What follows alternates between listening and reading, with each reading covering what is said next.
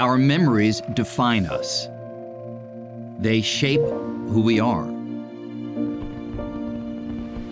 They guide how we act. They connect us to the world. But how well do we understand the pathways in the brain by which memories are imprinted, consolidated, and later retrieved? How does emotion affect the things we remember, and will science ever gain the capacity to tinker with our memories, implanting new ones and erasing things we'd rather forget? And how does the unconscious mind interface with conscious memories? These are but a few of the deep questions that scientists investigating the mind and memory are vigorously exploring. Award-winning Professor Cristina Alberini is one of the field's leading lights. Dr. Alberini is chaired professor of neuroscience at New York University, where her work focuses on the molecular and cellular mechanisms underlying the formation, storage, and retrieval of long-term memories. Thank you so much for joining us. You know, in common language, when we talk about memory in informal terms, you often think of it as this like singular, monolithic quality, characteristic of the brain that it can make memories. But of course, there seem to be many different kinds of memories from the point of view of experience, right? We have things that we just automatically remember, tying our shoes, how to chew. There are abstract things that we just know about, like the meaning of time and a year or a cat or a dog. There are experiential memories, episodic memories of things that we've experienced in our day-to-day lives. Is there a taxonomy of memories that helps us organize the different types of memories? Absolutely.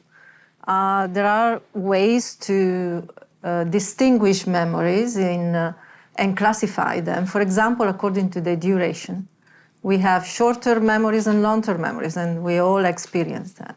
Short-term memories, they last for a few seconds or minutes. Long-term memories, they last for days, weeks, months, even a lifetime. And we all remember events, single events, that happen to us for sometimes the rest of our life. Those obviously are especially long-term memories, and we will discuss about that. Another way to classify them is according to the system, the so-called memory system that processes the information, meaning the learning, the formation of the long-term memories, the storage, the retrieval, and so on. And there are different memory systems. Two main ones are classified as implicit and explicit memory systems. And in the explicit memory systems, we have the memories that we recall consciously. So if we are here and we memorize today, and tomorrow we can talk about it with our friends, or a week from now, or a month from now, those are conscious memories, meaning they require consciousness when we recollect them.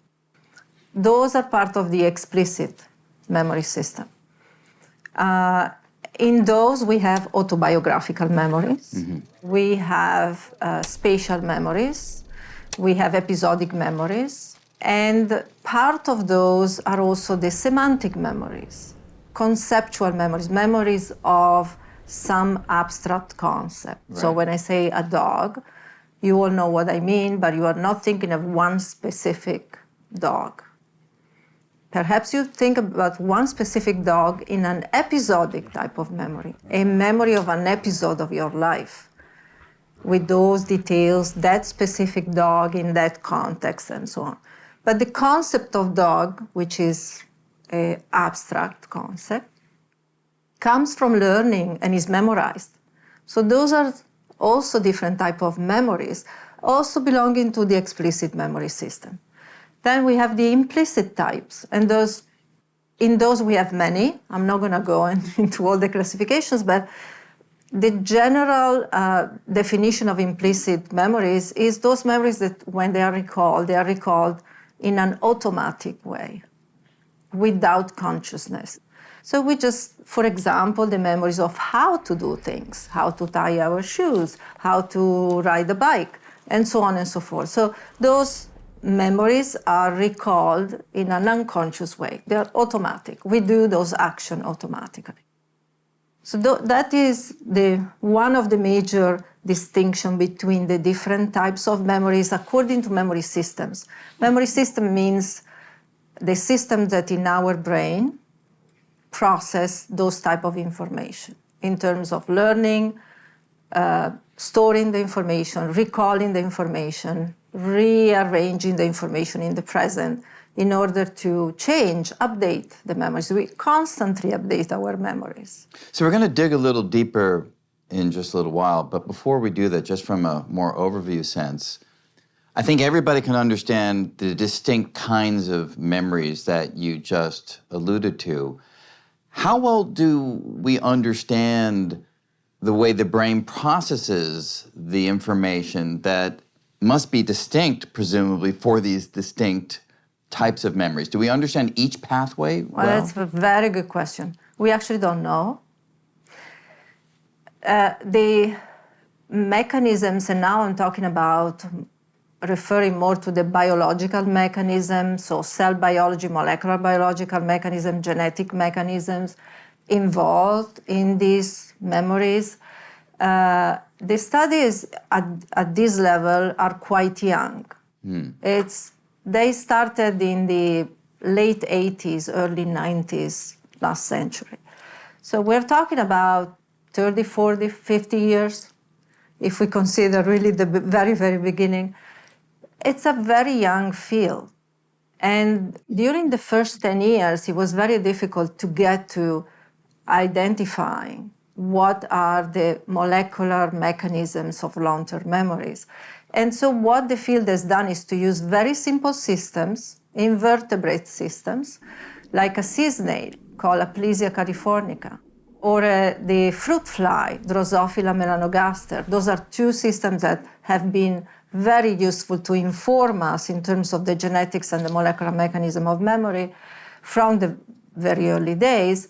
And from that understanding, then the field went on into studying molecular and biological mechanism in more complex systems because nothing was known. So it was very important to start from very simple systems where the number of neurons is very limited, where the tools to ask questions are easier because the system is very simple. And would you say that there is strong evidence that the mechanisms, the pathways by which memories are formed are similar across all life on Earth? Right, so I was getting to that. Sorry for the long introduction. But yeah, so from that, then the field went into asking whether those mechanisms found in those systems are also used by more complex systems, meaning different memory systems in more complex organisms. And it has not been very easy to get the comprehensive understanding of the mechanisms characterizing the different systems. So we just started from what we knew from the simple system and just asked the question, are those used also in the more complex systems? Which means we are getting what we ask. We are asking whether the same mechanism are used. So we're getting that type of answer. Yes, they are, but so many others which are distinctive, which are not completely known, are certainly to be discovered. I mean, is it a challenge that the fruit fly can't respond to questioning? They can. No, definitely, there are simple memories that are tested, and we have to consider the question in the evolution, right? Yeah. And so one type of memory that is evolutionarily conserved is or are memories that are important for survival. One of the major questions of memory is to make sure we remember something that is dangerous so that we don't do it again and we put ourselves in danger all the time. So if we memorize that, and those systems are very, very strong, then we protect ourselves from danger or from disappearing for decreasing the possibility that the species will survive. Yes. So survival, simple survival. That is present in Drosophila, in the fruit fly, in Aplysia, in all the simple systems, in the C. elegans, in the worm, and as much as in humans. And do you have a clear understanding of the survival value of each of the kinds of memories that you're referring to? Because clearly, if you remember a dangerous episode in your own past, you're less likely to repeat it, which is something that will enhance your survival, pass your genes for doing that on to the next generation and so forth. But what about memory that is more for personal identity as opposed to directly for survival? Is it a byproduct of the evolutionary process, or is it just something that complex neurological systems are able to do? It's just one of those things that happens. The way I see it is everything is coming from an important requirement from evolution. So memories are clearly essential functions for survival and for everything we do every day. So one is to protect ourselves from danger, but the other one is to find the best resources for the most adaptive behavior that every day we have to do. In that, there is also what memory does to each individual, which is creating a system that is very individualized. And it is very individualized because we learn every day in different ways, in different contexts.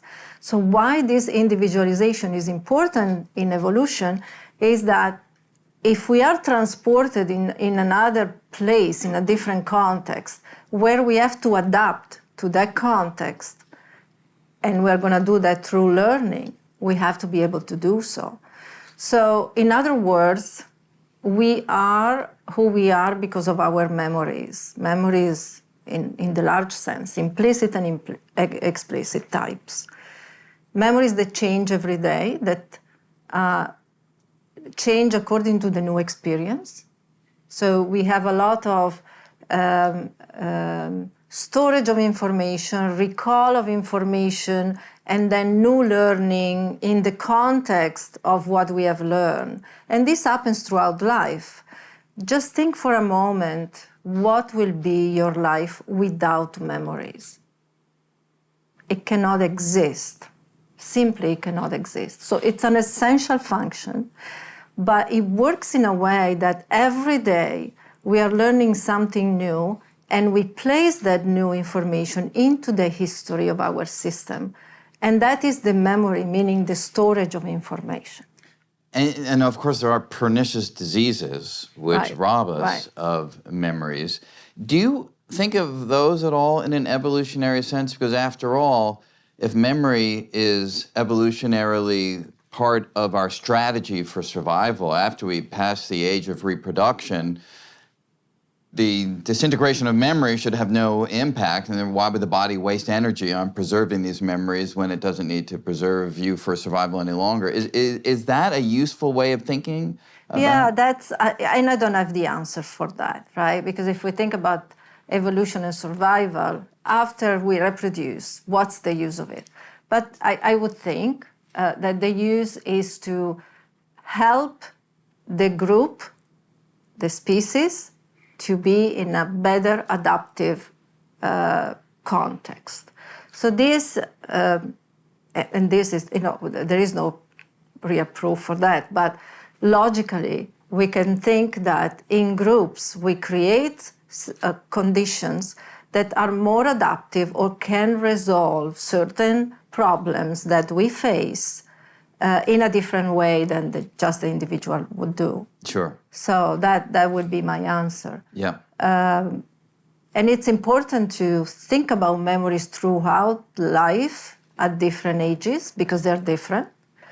So memories of a newborn, learning and memories in a newborn, clearly are very different than learning and memory when we grow up and we are at a different age, but still very young, or adolescents, or young adults, or middle age, or aged. And each of these stages clearly comes with a different biology. So what we are very interested in studying is the biology that changes throughout different ages and how this biology is used by the memory system to create new memories, to recall old memories, to create new learning in the history and being adaptive. So digging down on that, if we can just maybe do an example, almost an exercise. So everybody in this room is experiencing the conversation that we're having. Hopefully it's forming memories, or hopefully long-term memories, so it doesn't just go out of mind an hour from now. If that is happening inside the brain of either a person watching this live or digitally, can you take us through, in broad brush or microscopic detail, whatever you choose, what's actually happening inside the head of someone who is forming a memory of our conversation? Right, so memories of an episode like this will become long-term if they are important to you. If they're important to you, it means that there is an arousal. It means that some hormones and neurotransmitters that are important for processing attention, arousal, excitement are released in the brain. So those systems talk to the memory systems, so other networks of cells, not only neurons. Neural science is very centered on neurons, which is rightly so. However, there are many other types of cells in the brain, and they all cooperate for all these processes that happens. So what happens is that these hormones and systems that modulate the memory systems themselves, so the network of cells that store and storage, actually I'm going to go back to this, that store the information long term, they create biological changes over time. It takes time to form memories. So this memory that you form today, no matter how long term it's going to be, but let's say it will be a long-term memory, is not now stored in a strong way. Right now, there is a representation of what's going on here, which is actually fairly detailed, because you know what I'm saying, what Brian is asking, who is around you, you see the details of the room, and so on and so forth. But this is not the long-term memory that will last. A number of changes happen in the brain based on biological activation of pathways. For example, there is gene expression, transcription and translation. Those are the two major mechanisms in biology. Transcription of genes, translation of mRNAs are essential for long-term memories. So the way we distinguish long-term memories from short-term memories is by looking at whether they require transcription and translation. This is a hallmark of long-term memories. So transcription translation happens in our circuitry of memory circuitry of episodic type of memories. One major region involved is the hippocampus, but the hippocampus crosstalk to many others, cortical regions and other regions. They get the input or the regulation, the modulation from amygdala, for example, from other areas of the brain that tells that this is an important event to memorize. And all those molecular changes in all those brain regions, they change over time. The first 24 hours are very important, but they continue to happen for days, and in some cases also weeks. Weeks that meaning that the hippocampus and cortical regions, for example, reverberate, keeps talking to each other. And all that biology that occurs over all this time is essential for forming long-term memories. If there is an interruption of those mechanisms, long-term memories are not going to be formed. The earlier the interruption is, the disruption, the more the long-term memory will be absent, will be disrupted. So in other words, there is a cascade of molecular events that happens in the brain that over time create a stable representation. And this stable representation changes, as I mentioned, over Sure. time. And over weeks, it shifts from certain regions to others until it becomes this memory is called consolidated. So in other words, memories are fragile when they're formed. Over time, they consolidate. Once consolidation is completed, the memory is stable.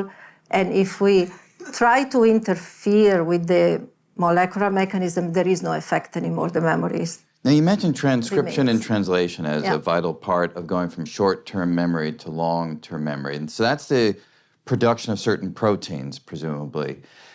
Do we understand how the production of those proteins are essential to the memory moving to the long-term phase? Do we understand that well at the molecular level? Well, is too much, is pushing it. Okay. But certainly this was one of the questions that started, as I mentioned, in the late 80s, to understand what molecules, what genes are expressed to form long-term memories, what proteins are made, where do they go, what do they do exactly in the brain, for how long are these mechanisms involved, and so on and so forth. And of course, we have addressed some of the questions, but not all of them.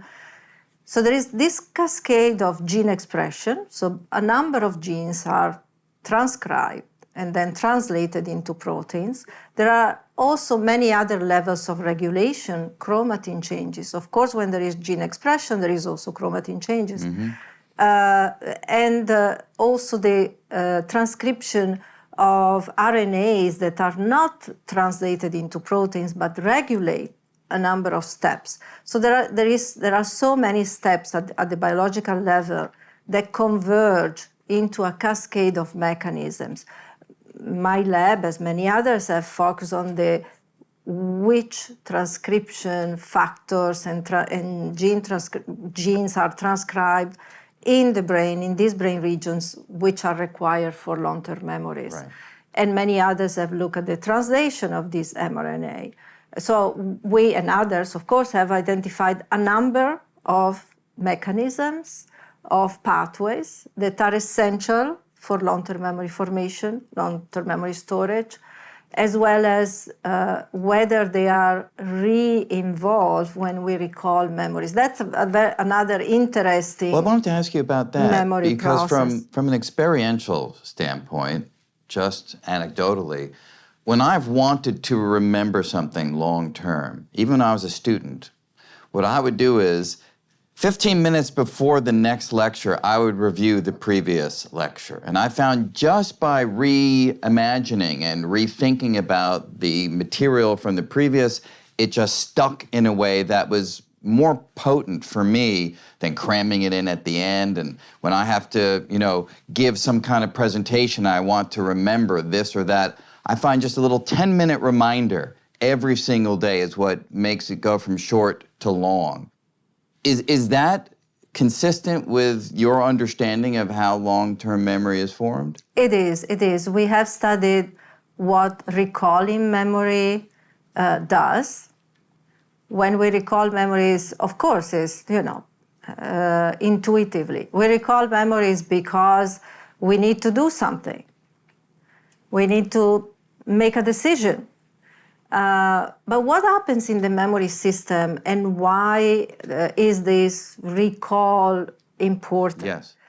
And it is important, as we found, to strengthen memories. But clearly the recall is not as the learning event. So it's a different processing of the memory.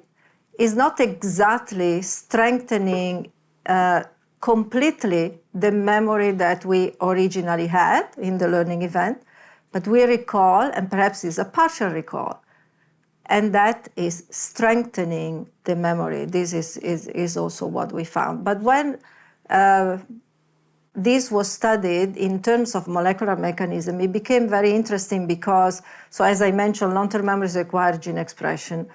And it was believed that once memory is consolidated, it is no longer sensitive to disruption or changes. Of course, it can be changed with new learning, but a number of studies show that when memories are recalled, they become fragile again for a limited temporal window. Similar to what happens with new learning. And during the temporal window, again, they require transcription translation to stabilize. In other words, there is a reconsolidation happening with the retrieval, the recall of the memory. So a memory recall can be dangerous then, in a way.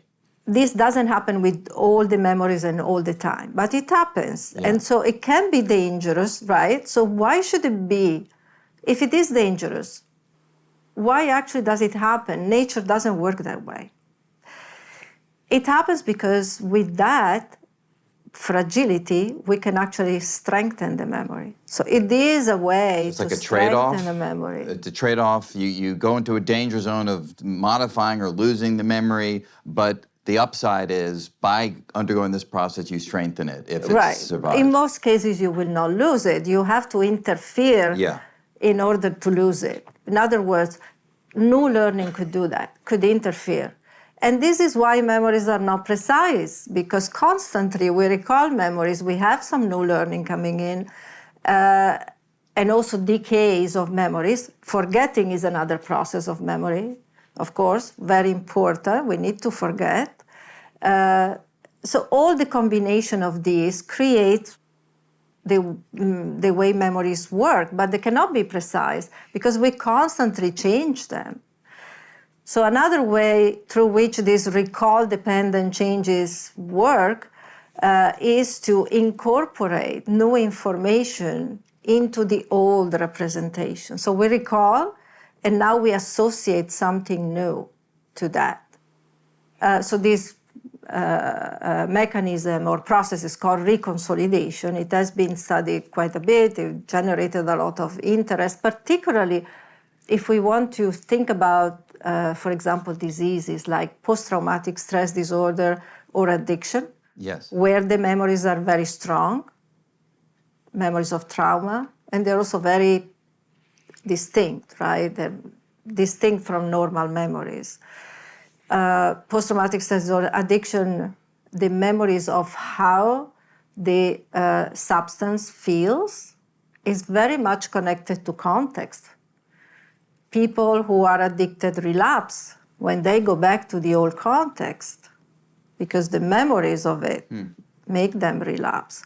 So there was a lot of interest when this reconsolidation and temporal window of intervention, let's call it, emerged, because the field thought, well, it could be an interesting approach to actually decrease the strength of those memories and help the process of therapeutics. So I don't remember the mechanism in Eternal Sunshine of the Spotless Mind, but was that the basic idea, that they were re-stimulating the memory and getting in there and somehow erasing it? It's exactly like that. It is exactly like that. We see this in the lab. So if we take an animal, we work with rats and mice, with rodents.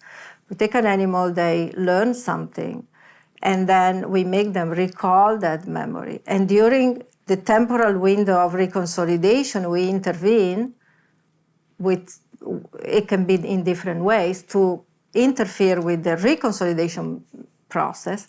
They forget, not that they forget, they lose the memory because they cannot reconsolidate it. So the memory decreases. They can't run through the maze anymore or something like that? The memory decreases. Wow.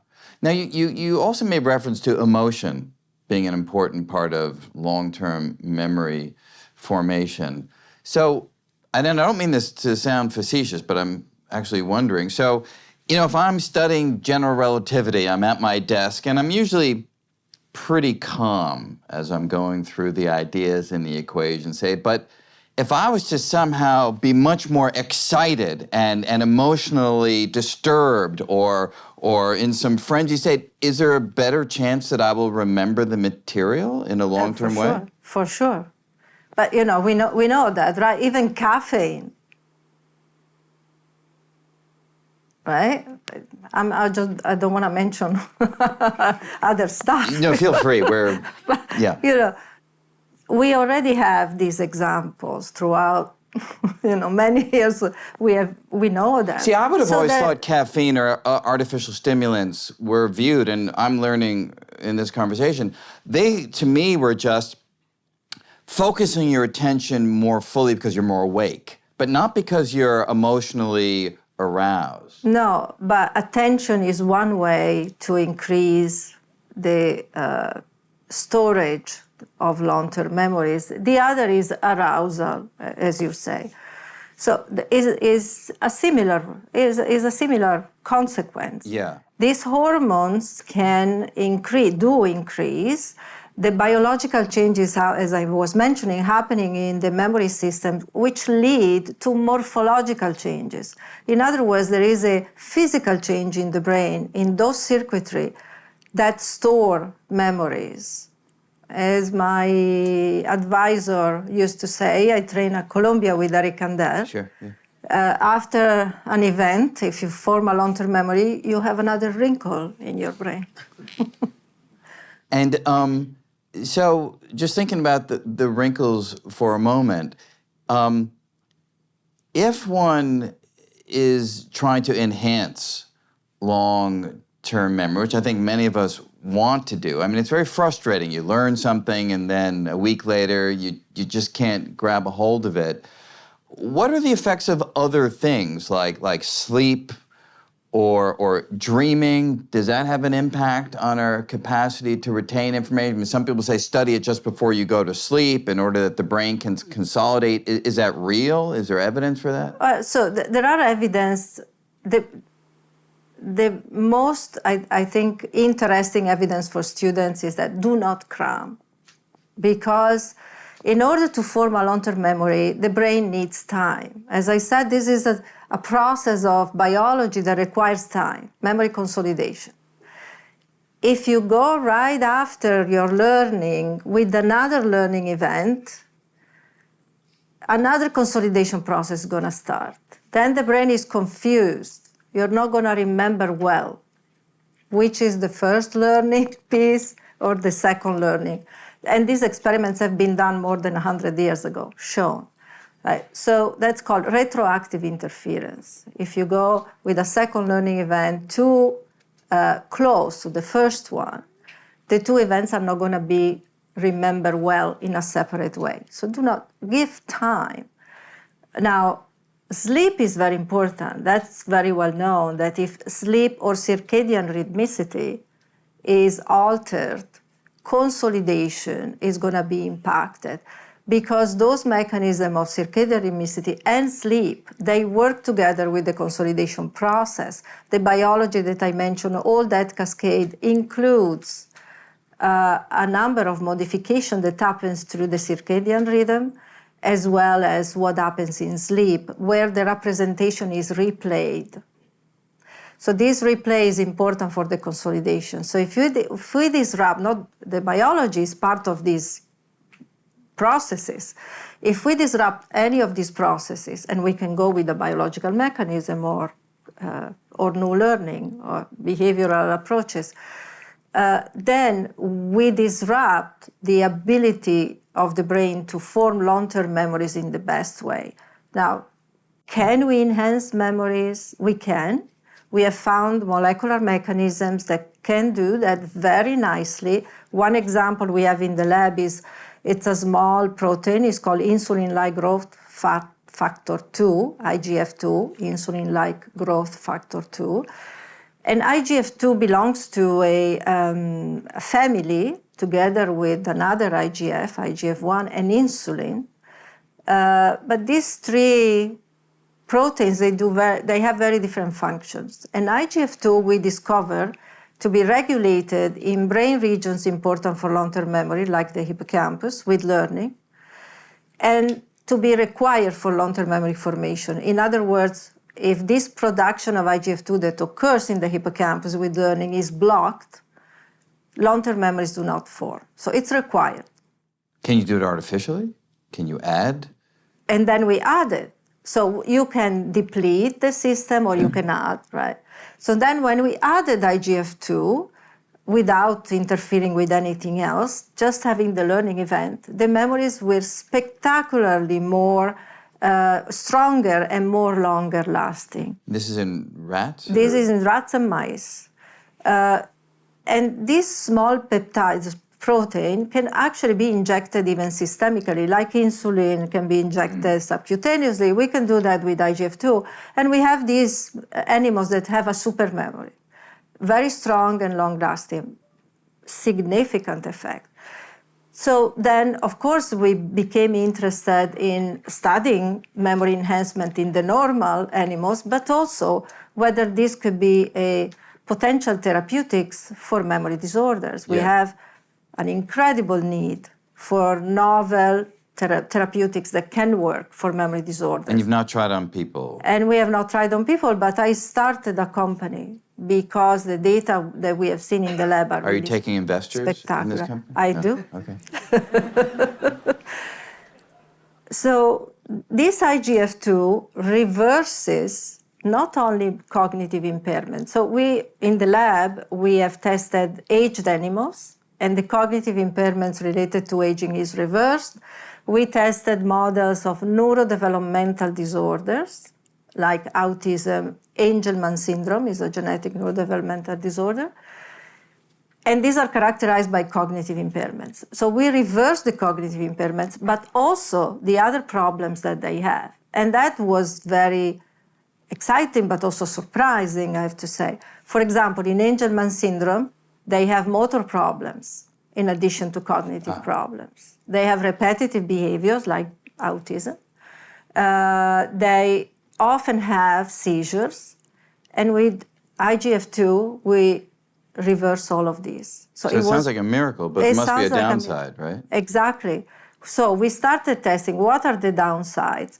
Do we see, for example, the memory that are potentiated in the normal animals, are they more rigid? No, they're not.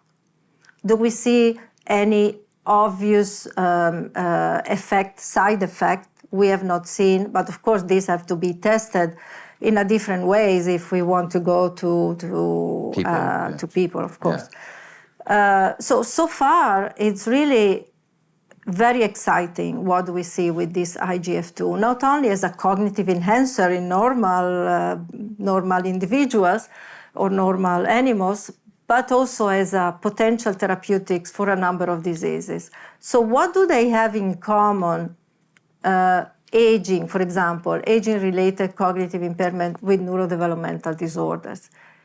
And other labs have studied IGF-2 in Alzheimer's disease models, in Huntington disease models, and again, all beneficial effect with IGF-2. What do they have in common? They have in common that they accumulate proteins in the brain, different type of proteins in different diseases, but the common problem is protein accumulation in the brain. So we were very surprised to see all these effects, and of course went into studying the mechanism for why this may happen. And it turned out that this IGF-2 works through a receptor that regulates protein metabolism. In other words, the making and breaking of proteins, and speeds up protein degradation, that is the elimination of proteins in the protein metabolism. Is that like eliminating plaque? Is that a different type of thing? So that's what we want to do now. We want to look at whether in the disease models we eliminate those specific proteins. Let's say Alzheimer's disease models, do we see plaque elimination and so on and so forth. Some studies already have shown that that's the case with IGF-2 in the mouse model. Yeah. So it's very exciting. It sounds it. I want to just change gears a little bit. One of the interesting realizations in the last few decades in the judicial system is how unreliable eyewitness memory and testimony can be. How do you view that from a neuroscience memory perspective? Indeed, we already touched upon that the memories are not accurate. I think, first of all, from my personal point of view, we have to distinguish between what happened and the accuracy of memory, right? Sure. I mean, if somebody comes up with something that never happened, is different than saying, oh, I have seen that person that day in that place. This is where memories are not accurate, because over time and many rounds of similar memories, For example, if you return to this room 10 times, you will confuse who was at which time in this room. And clearly, this information is going to be less and less accurate as time passes. So if I ask you tomorrow, you have a more accurate memory. But if I ask you a month from now or 6 months from now, the memory is going to be less accurate, considering that the repetition and the amount of information that we have to make sense with and what we do, you can imagine how the information is confused in terms of who is in a certain place at a certain time. And so this is where the memories are not accurate. We usually say, if you talk to your family about a New Year's Eve together, I don't know, some festivity together, and you start talking about who was there and what was said, there is a complete disagreement about the members of the family, especially if the event is dated, right? So over time, the information gets confused, and that's why the memories are not accurate. So yes, they can be. And do you imagine that memories that are, say, inaccurate or degraded or people completely forget, is the root information still somewhere in the brain? I mean, like a Freudian perspective would say, it's always there, it's always influencing you, even from times that you don't even consciously remember. Is that a kind of Freudian myth, or is there evidence that everything that's ever happened to you is somehow stored someplace and is affecting you in some manner? Yeah, so I don't know. I don't know how to answer that question. The Freudian essence, though, to me is different. I actually, at one point in my life, trained as a psychoanalyst. So I started as a biologist. I'm a molecular biologist, and I keep doing that. But at one point, I studied as a psychoanalyst. And that essence, to me, and this is what influenced my studies in the lab, actually, comes from development. So we're switching a little bit gears here. It's not this, everything is in our brain and everything we do is stored long term and it can appear later. I think actually the unconscious, but this is my interpretation, I think the unconscious that Freud is talking about that influences our life throughout comes from development. The way we learn from day one, even before. The learning that happens through development is shaping the brain and the systems. And I have started to study that. That's why I became interested in studying the biology of learning and memory in infancy. So we take infant rats and mice and look at the biology when they learn. And what we found, it was also very interesting and not predicted. So we went into the question without any mindset. What we found is that, in fact, the brain in infancy is learning to learn for a certain temporal window. And in that temporal window... It's like a critical period? It's a critical period. That's exactly it. In that critical period, the system is developing and shaping according to the experience that the animal has. That's the basis of individuality. So it's not the specific details of the memory, it's rather how the experience shaped the way the brain will subsequently function, and it's open to that influence during this critical period. Right. And in fact, we see that the learning that they have in infancy creates what we call a schema, because it's something that influences adult behavior. And it influences in a way that the memory can be reinstated. I'm going to get back to that, the infant memory. And secondly, it influences similar types of behavior. And this happens only with the learning during that critical period. So the reason why we concluded that there is a critical period is because we tested it. When we started to look at this biology, it was believed that learning in infancy is forgotten. And this is true. So what do you remember of the first 3 years of your life? But this is normal. So this rapid forgetting that happens in this phase of infancy is believed to explain what is called infantile amnesia, the fact that as adults we don't remember the first few years of life. The theories and what was known at that time when we started to investigate this, they were suggesting that consolidation doesn't work because the memory system that uses the hippocampus is not developed. The hippocampus is not involved, it's offline. So we started to give these infant randomized learning events and then tested whether the memories could come back. So that was the first question, right? If it's gone, it's not going to come back. We were able to see it coming back. It comes back. So the animal forgets because when you test them, they show no memory, like humans. There's a very rapid forgetting, no memory. But if you then later on test them with certain type of reminders, you can get the memory back. And you knew the specific reminder because you set up the situation from the get-go. Yes, but we tested a number of them before. But for us, we wouldn't know how to do that. But no, we don't know. And also, it's unclear whether those memories that come back are conscious. Meaning, they are conscious when they come back, but are they conscious about when they will learn? We have no way to test it.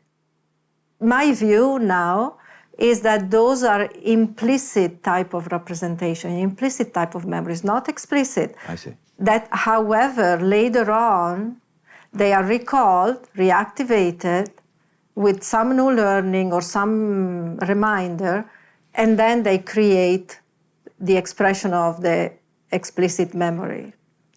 But they influence what we do. They influence what the animal does in adulthood, for example. We didn't test in the old age, but up to adulthood, for sure, I can say that.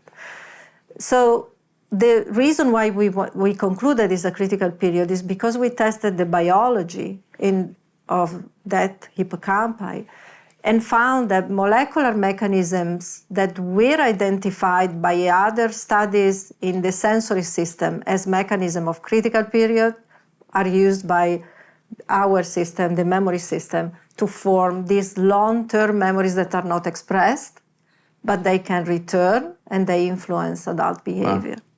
Wow. That's kind of amazing. Unfortunately, we only have a couple minutes left. I wanted to ask you a few more questions just to get your quick thoughts on these issues.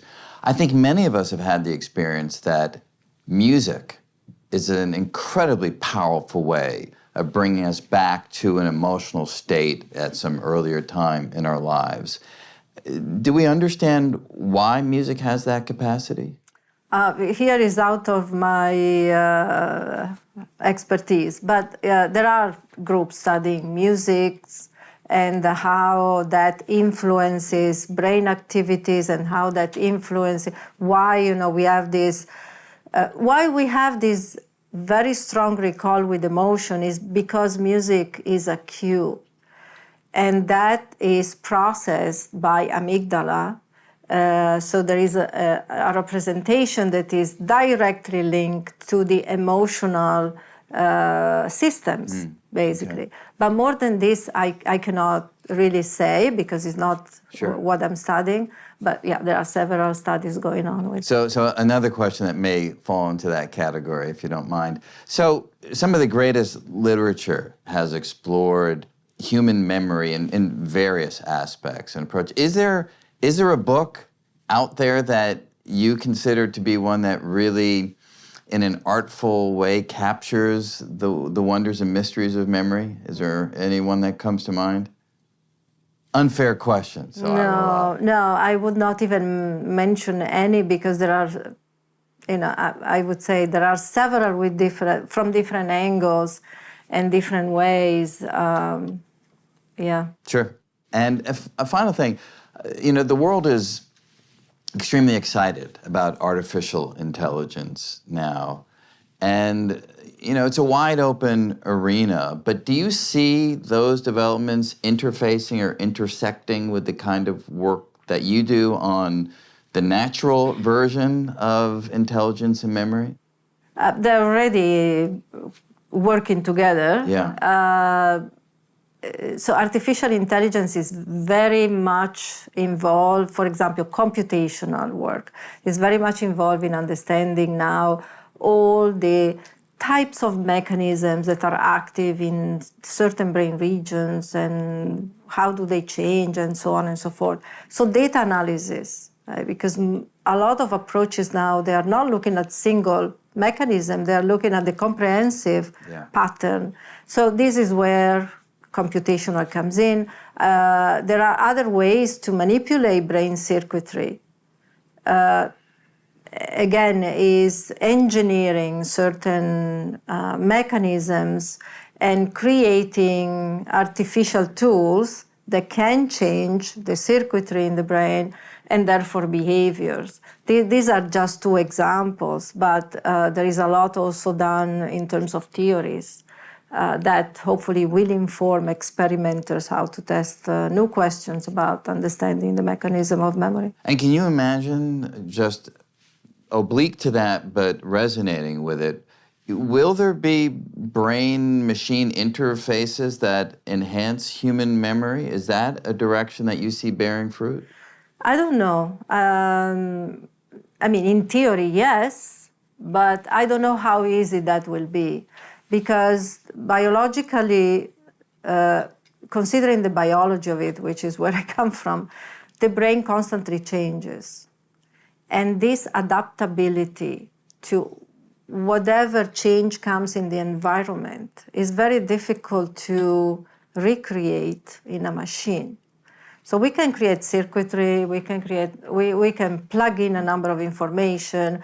It can be extremely sophisticated, but how can we predict something we don't know? So that's the bias, I think. Yeah, absolutely.